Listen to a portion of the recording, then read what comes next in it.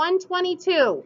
For those of you that didn't get a chance yesterday to try example 5, plugging this into a calculator graphically, you may want to try 5 on your own before the test, but some of you did it last class. So I'm skipping to 122 to remind you how to use your interest formulas, because for some of you, you just did it the one-day virtual and it's been a while.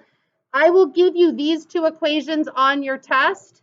It'll be in a formula box. So you'll get these 2 equations, you'll get the whole Newton's law, every breakdown about Newton's law, and then you'll also get the A equals A sub 0 e to the kt. So there's 4 formulas that you'll be given that you don't have to memorize, you just have to know how to use them.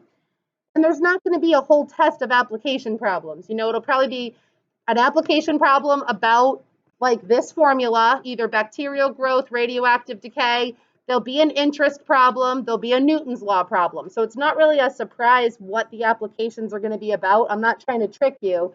So I want you familiar with the 2 interest formulas, knowing when to use each one.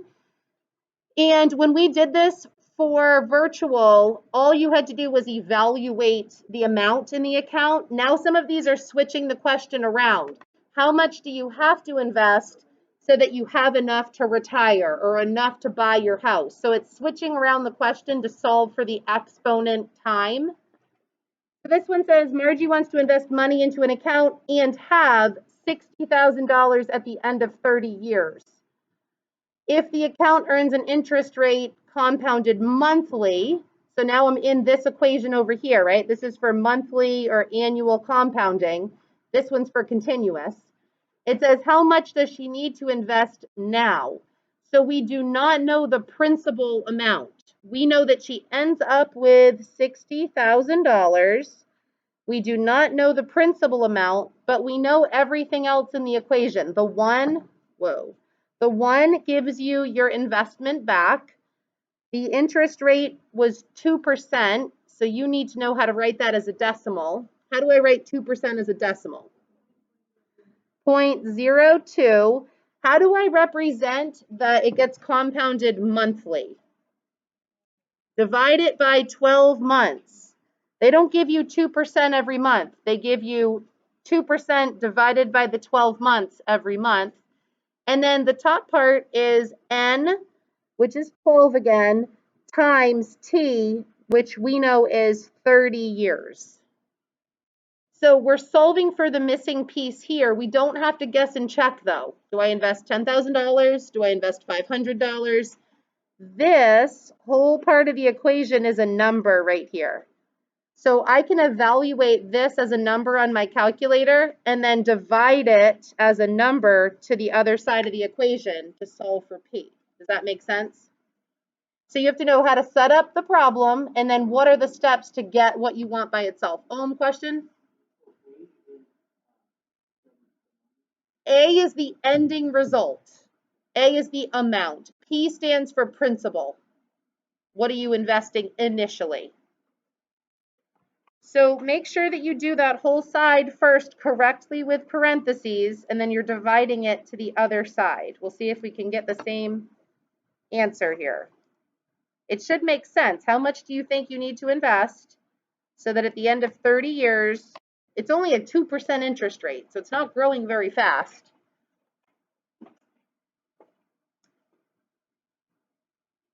So if you're in the right ballpark, you're in the $30,000 range. So if you got in the $30,000, somewhere in that range, you're in the right ballpark. You got one? Oh, 1.8 was the correct answer on the right side of the equation. So when you take that and you divide it to the other side, you should get the correct principal amount. Can I see how you typed it in?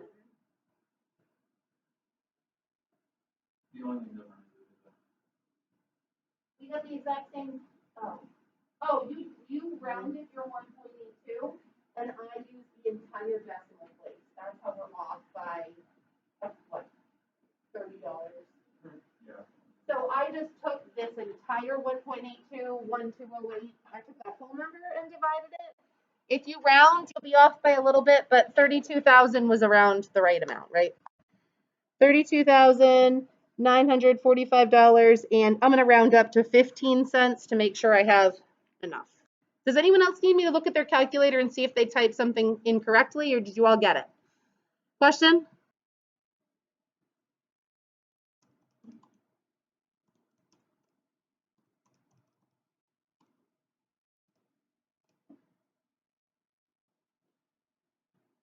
So because the interest rate is less, even though it's compounded continuously, you actually have to invest more than you did with the 2% interest, right? Did you get about $38,000 this time instead? So the interest rate made more of a difference than the continuous compounding.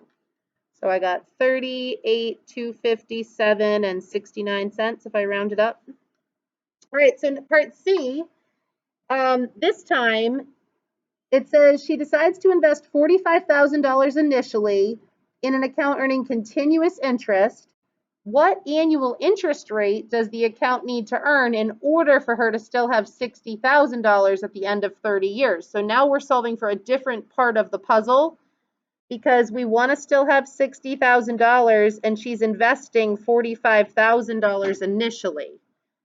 So, oh, this is continuously, right? So I don't need the parenthesis, but E, I don't know R, and it's 30 years. So you're going to need to solve this one using logs because you're solving for an exponential R. Yep, you would divide first by 45,000. So that gives you what? 1 1/3? Or you could write it as, what's that? 4/3 as a fraction. 4/3 equals E to the R times 30.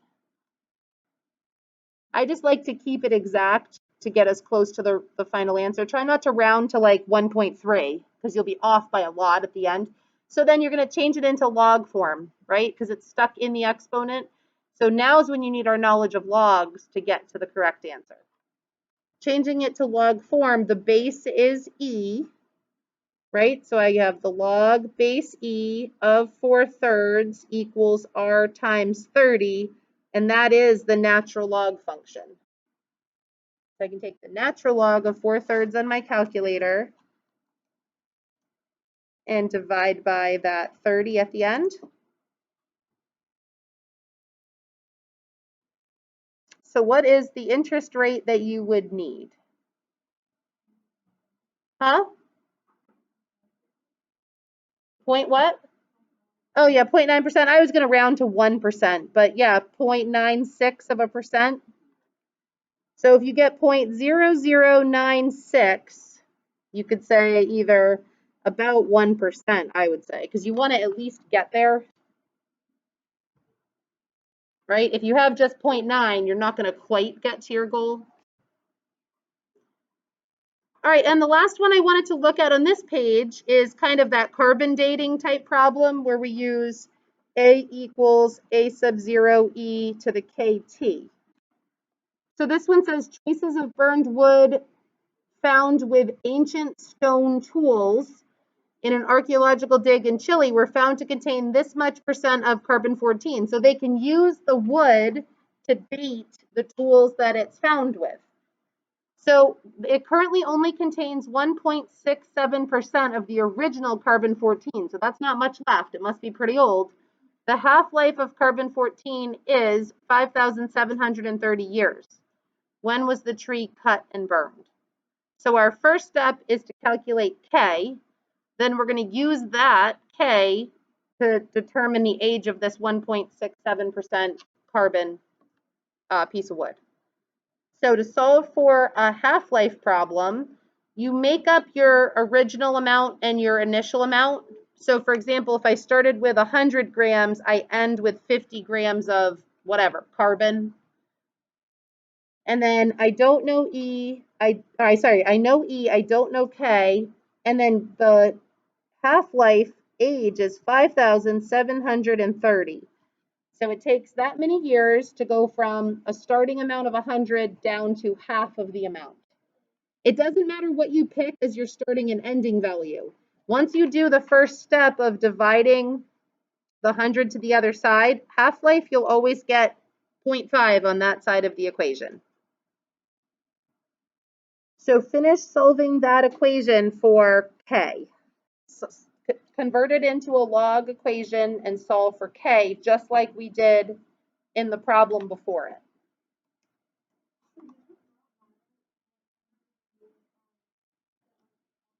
No, it matters as long as this is a half. So if you put a 2 over here, put a 1 over here, or 20 and 10, 12 and 6. It has to be half because it's a half-life. But you could even skip this step. If you kind of know in your head it's going to end up as a half, e to the kt, you could skip to this step.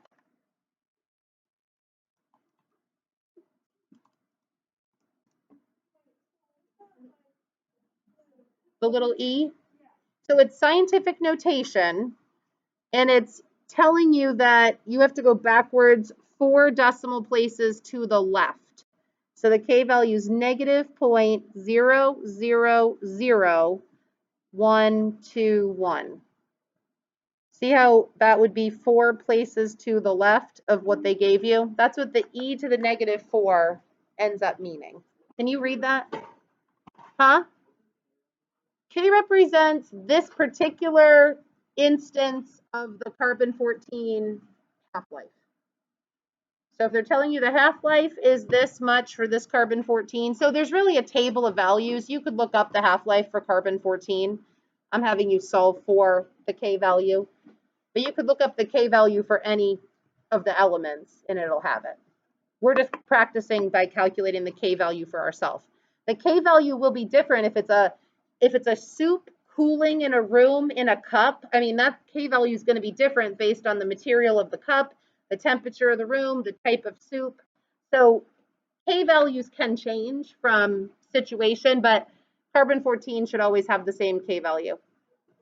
All right, so now I'm going to date this stone tool by dating this wood. 1.67%. If I represent 50% with a 0.5, how am I going to represent 1.67%? 0.0167 equals E to that K value times T. So I'm kind of skipping that step of the initial amount and the what it goes down to. If you want to start with 100 on this side, it would be 1.67 grams left, E to that K value T. I mean, I don't need to do that step of dividing by 100 to know it's going to be 0.0167 because I'm modeling it after what happened with the half-life. This is 1.67%. This was 50%. So see, now I know the K, but I don't know the T. So you're solving it the exact same way that you just did for K. That'll tell you how old this tool is.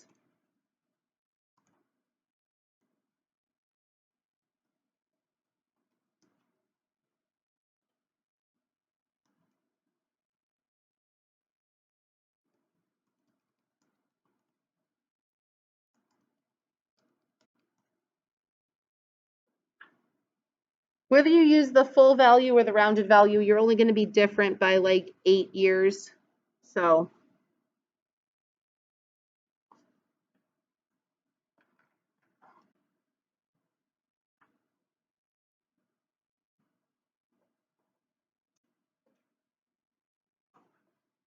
I'll know on your test or quiz if you rounded.